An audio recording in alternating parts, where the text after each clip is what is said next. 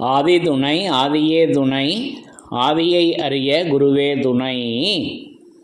மரளி கைதீண்டா சாலை ஆண்டவர்கள் மெய்மதம் மெய்மன ஞானம். நாதலட்சணம் நாதன் லட்சணம் நாதன் வாய்மையின் லட்சணம் நாததேகத்தின் லட்சணம் பவ நாசமாகிடும் லட்சணம்.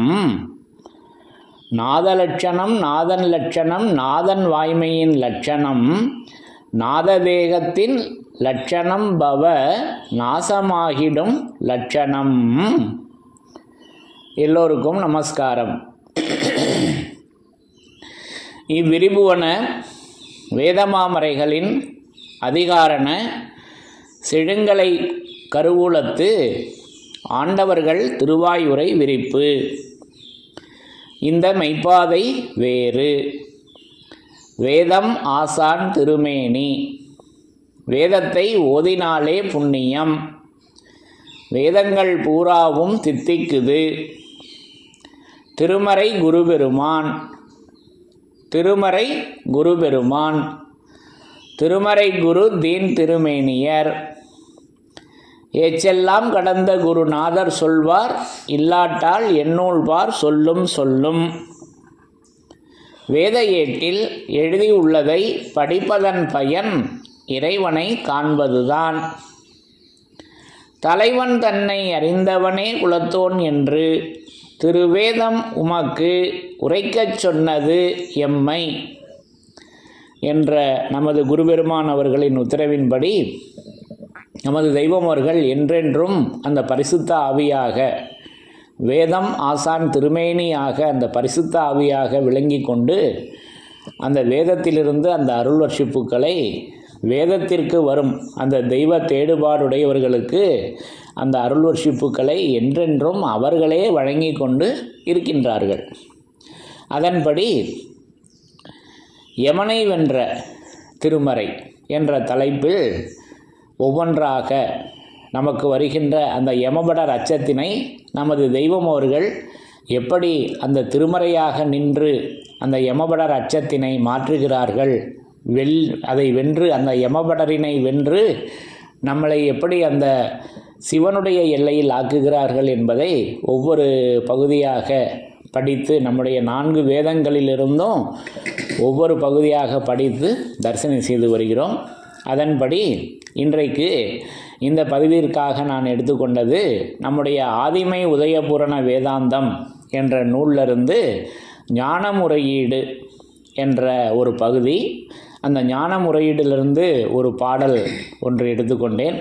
இந்த பாடலில் நமக்கு வருகின்ற அந்த யமபடரை எப்படி தெய்வம் அவர்கள் ஓட்டி அடிக்கின்றார்கள், எப்படி விரட்டுகிறார்கள், இந்த உலக மக்களுக்கு வரும் அந்த யமபடரினை எப்படி அந்த ஆயுதமாக அவர்கள் விளங்கி கொண்டு எப்படி விரட்டி ஓட்டுகிறார்கள் என்பதை நமக்கு அது திருமறையின் சிறப்பாக, யமனை வென்ற திருமறையின் சிறப்பாக அதை பேசி வர்றாங்க. முதல்ல அந்த பாடல் வரிகளை படித்து தரிசனம் செய்யலாம்.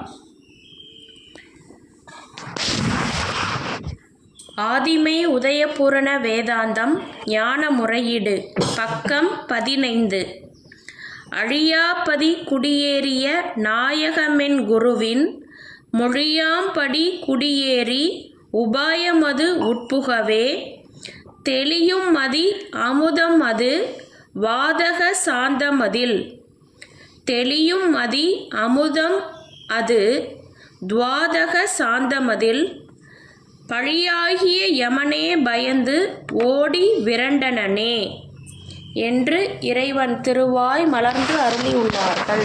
சாதிகளின் கர்த்தாவே. அப்போ ஞானச்சங்கில் இது ஞான முறையீடில் இந்த பாடல் வரிகளை நமக்கு தெய்வம் அவங்க இறக்கி வச்சுருக்காங்க அல்லவா. அப்போ இந்த பாடல் வரிகளில் நமக்கு பல விஷயங்களை எடுத்து பேசி வர்றாங்க. எடுத்ததுமே அந்த அழியாப்பதி குடியேறிய நாயகம். அப்போ நாயகம் நமது தெய்வம் அவர்கள் அல்லவா, அந்த ஆதிபிதா, அந்த பரமபிதா, அந்த சர்க்குருபிரான் எங்கே குடியேறி இருக்காங்க? அழியாப்பதியில் குடியேறி இருக்கிறார்கள். அப்போ அழியாப்பதி குடியேறிய, அல்லவா? அப்போ அந்த அழியாப்பதி அது என்றும் அழியாத, அது வேத வாசகமாக நம்ம இதை ஏற்கனவே படித்து தரிசனம் செய்திருக்கிறோம் அல்லவா? அப்போ அழியாதது, அப்போ அது நம்முடைய சொந்த தேகம் அழியாதது, அனாதியானது. அதை பெறவே நாம் வந்தோம். அப்போ அந்த அழியாதது நமக்கு ஜீவசிம்மாசன பருவம் ஆதிமான்மியத்தில் எடுத்து வழங்குறப்ப, அதாவது இந்த உலகத்தில் உனக்கு சிரசு எப்படியோ அப்படி போலவும் இன்னும் அதற்கும் மேலுமாக இருக்கும் இது என் வார்த்தை, இது என் மௌனதாரை, அழியாது நிச்சயம். அப்போ நமக்கு அழியாதது நமது தெய்வமோர்கள் இறக்கி தந்த வார்த்தை, அது மௌனதாரை அல்லவா? அது அல்லவா அழியாதது? அப்போ அந்த அழியாப்பதியில் இன்றைக்கும் அவர்கள் குடியேறி அந்த நாயகமாக விளங்கி கொண்டு அவர்களே இருக்கின்றார்கள். அப்போ அந்த திருவார்த்தையே நாயகம், அது ஆதிநாயகம், அரசர் நாயகம் அல்லவா? அந்த ஆதிதான் நாயகம், அந்த அரசர் தான் நாயகம். அது செய்மறை அரசர்கள் தீட்டிய படிக்கின்று மெய்மதம் ஒன்றுபின் விளைவுறும் என்றந்த செய்மறை அரசர்கள் தீட்டிய படிக்கின்று தேடி வரும் பொருளே யாவர்க்கும் தெய்வ திருவுளமே என்று அந்த அரசனை, நமது தெய்வமோர்களின் செயலை மின்னி காமிக்கிறாங்க. அது செய்மறை அரசர்கள், அது செய்மறை அரசனாக நமது தெய்வம் அவர்கள் விளங்கி கொண்டிருக்கின்றார்கள். ஆக இப்படி அந்த அரசர் நாயகம், அது ஆணை என்குரு நாயகமாக, அந்த நாயகம் அது நாவாக அல்லவா, அது வேதனாவாக அல்லவா நமக்கு அதை எடுத்து வச்சிருக்காங்க. விளங்கிடும் தேக நான்கும் வேதனா அமுதம் சிந்தும். ஆக இப்படி அந்த அழியாப்பதி குடியேறிய நாயகம் என் குருவின் மொழி. பாருங்க, அடுத்தே கொடுத்துட்டாங்க, குருவினுடைய மொழி. அப்போ அந்த மொழி அல்லவா வேணும். அப்போ அந்த மொழி எப்பேற்பட்ட சிறப்புடையது? 182வது திருவாக்கியத்தில் அதை எடுத்து வழங்குறப்ப, அந்த முதல் நூலை, முதன் மொழியை, புராதன மொழியை, பழமொழியை வழிபட்டு நடந்தவர்கள்.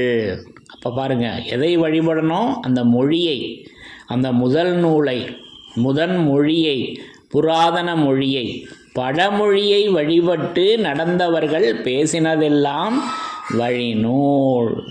எப்பேற்பட்ட உச்சத்தில் அந்த மொழியை நமக்கு எடுத்து வச்சிருக்காங்க. அப்போ நிறையா இந்த மொழியினுடைய சிறப்புகள் இருக்குது. அது ஒரு மொழியாம் குருமொழி மெய்ப்பால் அறிந்தால் ஒரு கோடி நூல்களுக்கும் பொருளாகுமன்றோ என்று ஞான நூல் பொருள் அறிதல். இப்போ இதெல்லாம் நம்ம ஏற்கனவே வேதத்தின் சிறப்புகளில் படித்து தரிசனம் செய்திருக்கிறோம் அல்லவா? இப்போ மொழி என்பதே தனி தலைப்பாக எடுத்து பின்வரும் காலங்களில் நம்ம பங்கிக்கலாம். அப்போ இங்கே அழியாப்பதி குடியேறிய நாயகம் என்குருவின் மொழி யாம் மொழியாம்படி குடியேறி உபாயம்.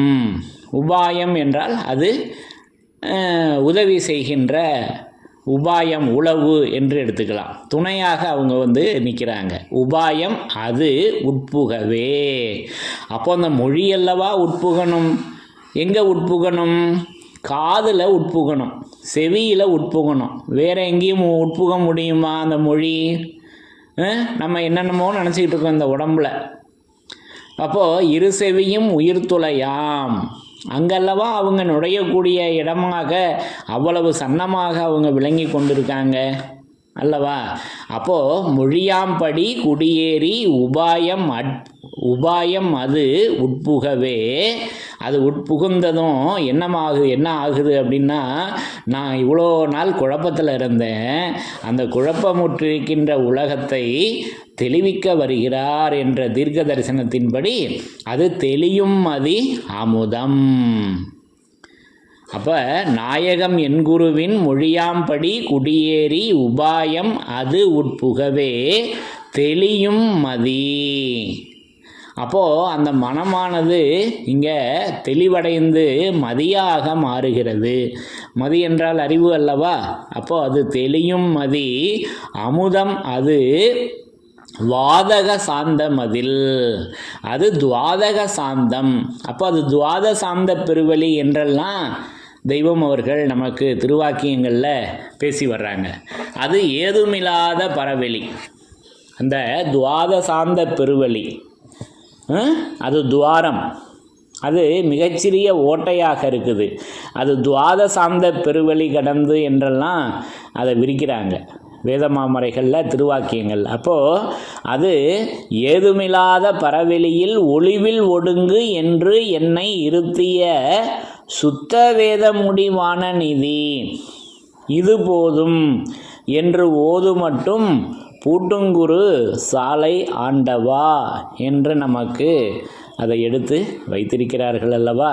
அப்போது அது தெளியும் மதி அமுதம் அது துவாதக சாந்த மதில், அதில் அங்கே தான் இப்போ யமனை கொண்டு வந்து அந்த யமனை விரட்டுகின்ற பவர் என்னது என்பதை பேசி வர்றாங்க. அப்போது தெளியும் மதி அமுதம் அது துவாதக சாந்த மதில் பழியாகிய யமனே பயந்து ஓடி விரண்டனே. அப்போ யமன் வந்து பயந்து பின்னங்கால் பெட்டரியில் படுற அளவுக்கு ஓடி போகிறான், தெரிச்சு ஓடுறான். யார்? யமன் நம்மக்கிட்ட இருந்து. அப்போது அதற்கு உதவி செய்வது நமது தெய்வம் அவர்களின் அந்த துவாதசாந்த பெருவழி. அது எங்கே இருக்குது, அது எப்படி இருக்குதுன்னா அது மொழியாக விளங்கி கொண்டிருக்கிறதுங்க. நேராக தானே சொல்லி வர்றாங்க. அப்போ மொழி, அப்போ அந்த மொழி பட்டினத்தார் எப்பேற்பட்ட உச்சத்தில் அதை பேசி வர்றாங்க தெரியுங்களா? அந்த மொழியை பற்றி வெட்டாத சக்கரம் பேசாத மந்திரம் வேறொருவருக்கு எட்டாத புட்பம் இறையாத தீர்த்தம் இனி முடிந்து யாரும் கட்டாத லிங்கம் கருதாத நெஞ்சம் கருத்ததினுள்ளே முட்டாத பூசையென்றோ என் குருநாதன் மொழிந்த அதுவே. எப்பேற்பட்ட ரகசியத்தை அந்த மொழியில் போட்டு அன்றைக்கு பட்டினத்தார் உடைக்கிறாங்க. இப்போ தெய்வம் அவங்க 44வது திருவாக்கியத்தில் பேசி வர்றாங்க. சொல்லாமல் சொல்லுவதும் கேளாமல் கேட்பதும் தொடாமல் தொடுவதும் பாராமல் பார்ப்பதும் ஆகிய ஞானதுரை தனமுற்று கை கால் போய் முட்டாத பூசை வணக்கமுடைய பாரவான்கள் அருளி செய்துள்ள மெய்மை கிரந்தம். அப்போது கை கால் போய் முட்டாத பூசை வணக்கம் ஒன்று இருக்குதுங்க. அதை தான் நமக்கு 182 படித்தோம்லவா. இப்போ அந்த முதல் நூலை, முதன் மொழியை, புராதன மொழியை, பழமொழியை வழிபட்டு நடந்தவர்கள் பேசினதெல்லாம் வழிநூல். அப்போது பூசை வணக்கம் 2 இருக்குது. ஒன்று இந்த உடலில் வணங்குகின்ற வணக்கம், கோவில்களில் வணங்குவது, பொதுவாக வணங்குவது. இன்னொன்று கை கால் போய் முட்டாத பூசை வணக்கம். அப்படி ஒரு வணக்கத்தை வேதமாமறையில் இறைவன் வச்சுருக்காங்க, நமது தெய்வம் அவர்கள் வச்சுருக்காங்க. அன்றைக்கே அதை பட்டினத்தார் எடுத்து சொல்லிட்டாங்க. அப்போ வெட்டாத சக்கரம் பேசாத மந்திரம் வேறொருவருக்கு எட்டாத புட்பம், இதை நமக்கு அப்படியே பிரசங்க பகுதியிலையும் தெய்வங்க பாதி வரைக்கும் கொண்டு வந்து கொடுக்குறாங்க. அப்படியே அந்த வாசகங்களை கொடுக்குறாங்க தீபசிம்மாசன பருவத்தில் பிரசங்க பகுதியில். அப்போ வெட்டாத சக்கரம் பேசாத மந்திரம் வேறொருவருக்கு எட்டாத புட்பம் இறையாத தீர்த்தம் இனி முடிந்து யாரும் கட்டாத லிங்கம், இது வரைக்கும் தெய்வம் அவங்க பேசி வர்றாங்க. பட்டினத்தார் என்ன பேசி வர்றாங்க? அதை தொடர்ந்து கருதாத லிங்கம் கருத்ததினுள்ளே முட்டாத பூசை என்றோ, அதை தான் நம்ம தெய்வமங்க கைகால் போய் முட்டாத பூசை வணக்கம் உடைய என்று பேசி வர்றாங்க. அப்போது முட்டாத பூசை என்றோ பட்டினத்தார் என்ன பேசி வர்றாங்க? முட்டாத பூசை என்றோ என் குருநாதன் மொழிந்ததுவே. என்னுடைய குருநாதன், அவர்களுடைய குருபெருமான் ஒருத்தர் இருப்பார் அல்லவா, அந்த குருபெருமான் அவர் திருவாயில மொழிந்தது பூரா அந்த முட்டாத பூசை. எப்பேற்பட்ட ரகசியம்! அந்த பூரிப்பில் நான் இப்போ பேசிக்கிட்டு இருக்கேன். இப்போ நான் வணங்குகிறேனே அந்த கைகால் போய் முட்டாத பூசை வணக்கத்தை, அதை பேசி வணங்க வைக்கிறார்களே நமது தெய்வம் அவர்கள். இப்படியல்லவா இறைவனை, இது எல்லோரும் இருந்த இடத்துல இருந்தே நமக்கு அந்த வணக்கத்தை, கை கால் போய் முட்டாத பூசை வணக்கத்தை நமக்கு வேதமாமறையில் எடுத்து வச்சிருக்காங்களே. அன்றைக்கே இந்த ரகசியத்தை ஓதிய முத்தர் நூலில் மறைத்ததை உடைத்திடுவேன் இங்கே என்று பட்டினத்தார் அன்றைக்கே உடைச்சி வச்சிருக்காங்களே. இப்போ இவ்வளோ நாள் நானே இதை கேள்வியாக கேட்டுக்கிட்டு இருந்தேன். பட்டினத்தார் இதற்கப்புறம் அது என்னன்னு பேசியிருக்காங்க, போய் பாருங்க அப்படின்னு. அப்போது இன்றைக்கு அந்த மொழி என்ற தலைப்பில் அப்போ அந்த மொழியை பற்றி பேசுகிறப்ப இதை சொல்லித்தானே ஆகணும். அப்போது நான் தரிசித்த அந்த காட்சியினை உங்களோடு பகிர்ந்து கொண்டேன். அப்போது வெட்டாத சக்கரம் பேசாத மந்திரம், அது வெட்டாத சக்கரம் பேசாத மந்திரம், வேறொருவருக்கு எட்டாத புட்பம் இறையாத தீர்த்தம், இனி முடிந்து யாரும் கட்டாத லிங்கம், கருதாத நெஞ்சம் கருத்ததினுள்ளே முட்டாத பூசை என்றோ என் குருநாதன் மொழிந்ததுவே. அப்போ என் குருநாதன் மொழிந்தது பூரா அந்த பூசை வணக்கம். அப்போ நமது தெய்வமோர்கள் மொழிந்ததெல்லாம் இன்றைக்கு வேதமாமறையாக எடுத்து வச்சிருக்காங்க.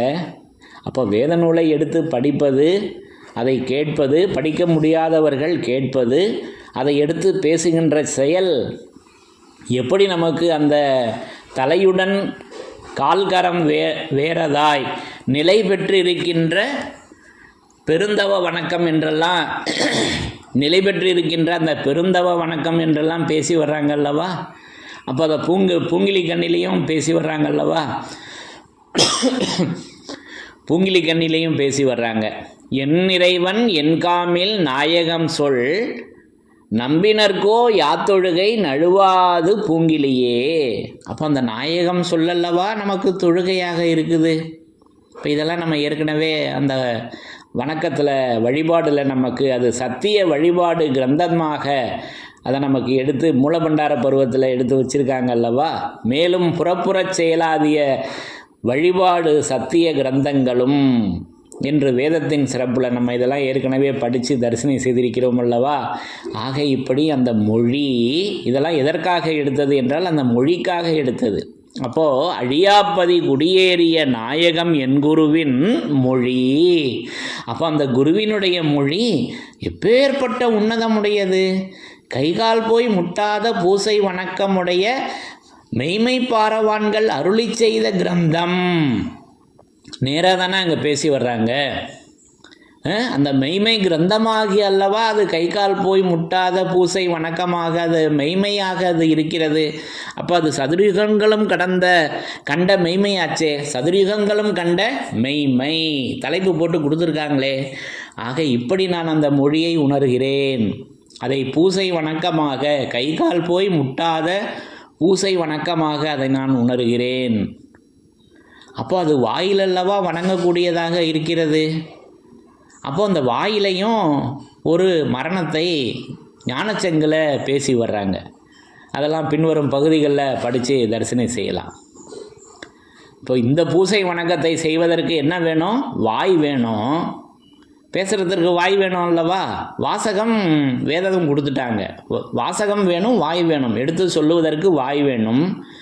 வேத வாசகம் தேறிய பெருங்குடியன் என்றே என்னை தேங்காமல் சொல்வதற்கே நூலும் சொன்னேன்.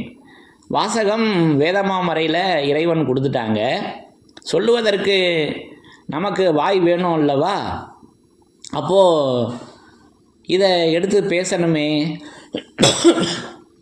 ஆக இப்படியெல்லாம் நமக்கு அதை எடுத்து வச்சுருக்காங்க. அப்போது அந்த பூசை வணக்கம் அது மொழி, அது மொழியாக இருக்கிறது. அப்போது அழியாப்பதி குடியேறிய நாயகம் என் குருவின் மொழி யாம்படி குடியேறி, அந்த மொழியிலல்லவா நம்ம குடியேறணும். அதில் குடியேறி உபாயம் அதல்லவா நமக்கு உபாயமாக. அது அருமறையின் உளவறிந்தேன் இரண்டில்லையே, அது ஒன்று தானே. இதெல்லாம் நம்ம ஏற்கனவே வேதத்தின் சிறப்புகளில் படித்து தரிசனம் செய்திருக்கிறோம் அல்லவா. ஆக இப்படி நான் அந்த மொழியினை அது கை கால் போய் முட்டாத பூசை வணக்கமாக அதை எடுத்து வச்சுருக்காங்க. அப்போது இந்த வணக்கத்திற்கு வாய் வேண்டுமே. வாசகம் வேதத்தில் இருக்கிறது, நமக்கு அதை எடுத்து சொல்லுவதற்கு வாய் வேண்டுமே. அன்றைக்கு தெய்வமோர்கள் தூளத்திருமேனியில் அதை எடுத்து உரைத்தார்கள். அப்போ இதை வேதமாமறைகளில் பேசி வர்றப்ப அந்த வேதத்திற்கு வாயில்லையே என்று நாம் எடுத்து கூறி எச்சரிக்கின்றோம் என்று வான்மதி குரலில் பேசி வர்றாங்க.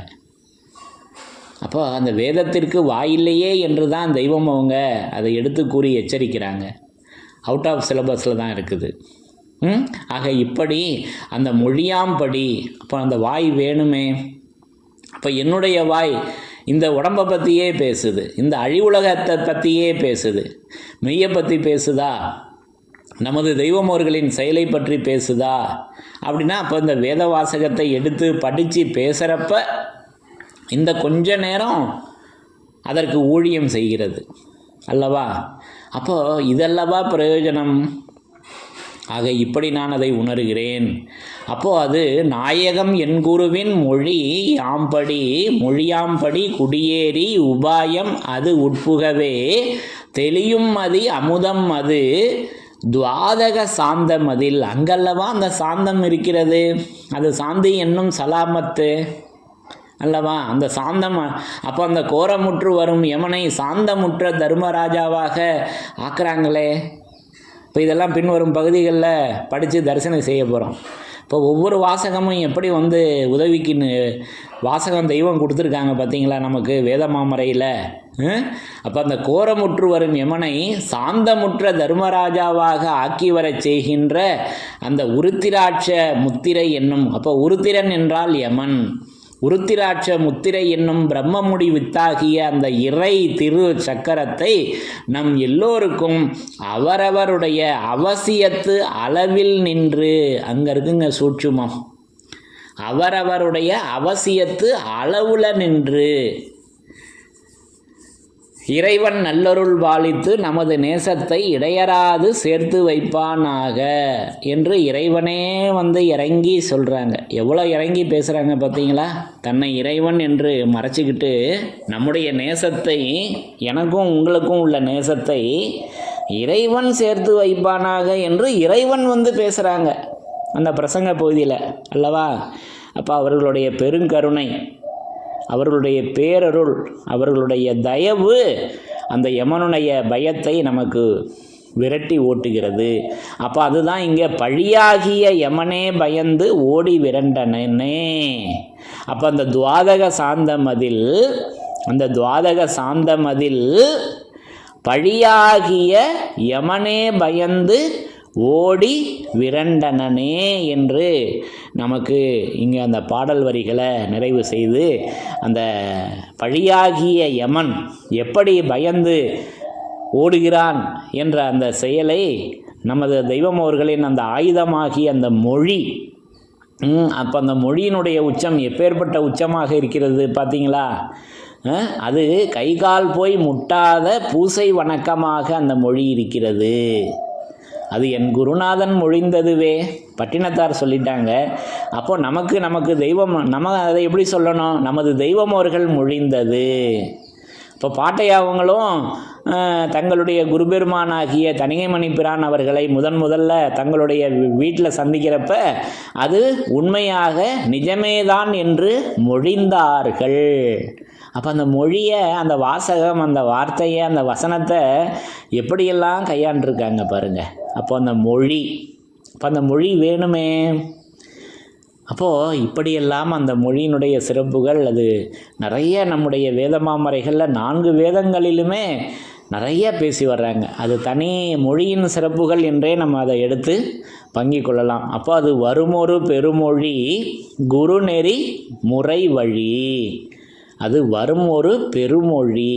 ஆக இப்படியெல்லாம் அந்த மொழியாம்படி குடியேறி உபாயம் அது உட்புகவே தெளியும் மதி அமுதம் அது துவாதக சாந்தமதில் பழியாகிய யமனே பயந்து ஓடி விரண்டனனே என்று நிறைவு செய்கிறார்கள்.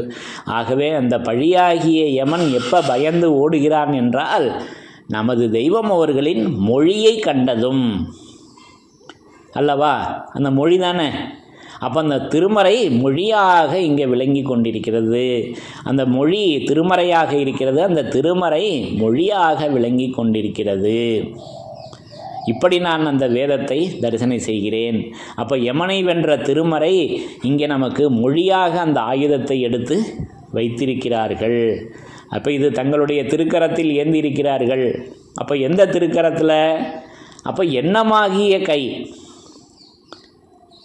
திருக்கரம் என்றதும் தெய்வம் அவர்களுடைய தூல திருமேனிலையும் அந்த கரம் இருக்குது. அந்த தூல திருமேனிலேயே எப்படி இருக்குது கரம்? எமது எண்ணமாகிய கை தொடாதுன்னு சொல்லி வர்றாங்க. அப்போ நமக்கும் எண்ணமாகிய கை வச்சுருக்காங்க. அதை போலவே தெய்வம் அவர்களின் எண்ணம் எங்கே இருக்குது? பிரம்மலயத்தில் இருக்கிறது. இப்போ அதை நமக்கு 188வது திருவாக்கியத்தில் எடுத்து வழங்கிட்டாங்கல்லவா அந்த ஆயுதத்தை. இப்படி அந்த ஆயுதத்தை, இந்த ஆயுதத்தை கண்ணால் பார்க்க முடியுமா? இது செவியால் உணரக்கூடியதாக அதை எடுத்து வைத்திருக்கிறார்கள் என்பதை இப்படி நான் உணர்ந்திருக்கிறேன். ஆகவே அந்த பழியாகிய யமன் பயந்து ஓடி விரண்டது எதற்கு என்றால், நமது தெய்வம் அவர்களின் அந்த நாயகம் என் குருவின் மொழிக்கு அந்த யமன் பயந்து ஓடிவிட்டான் என்பதை தெய்வம் அவர்கள் இங்கே நமக்கு எடுத்து சொல்லி நிரூபித்து, ஆகவே நமது தெய்வம் அவர்கள் ஒவ்வொரு இடங்களிலும் திருமறை குருபெருமானாகவும் திருமறை குரு தீன் திருமேனியராகவும் வேதம் ஆசான் திருமேனியாகவும் அவர்கள் அந்த பரிசுத்த ஆவியாக என்றென்றும் விளங்கி கொண்டிருக்கின்றார்கள் என்பதை நமக்கு இப்படி நிரூபணை செய்து இருக்கின்றார்கள் என்று கூறி, யமனை வென்ற திருமறையின் சிறப்புகள் தொடரும். தலைவன் தன்னை அறிந்தவனே குலத்தோன் என்று திருவேதம் உமக்கு உரைக்கச் சொன்னது எம்மை. யமனை வென்ற திருமறையின் சிறப்புகள் தொடரும். எல்லோருக்கும் நமஸ்காரம்.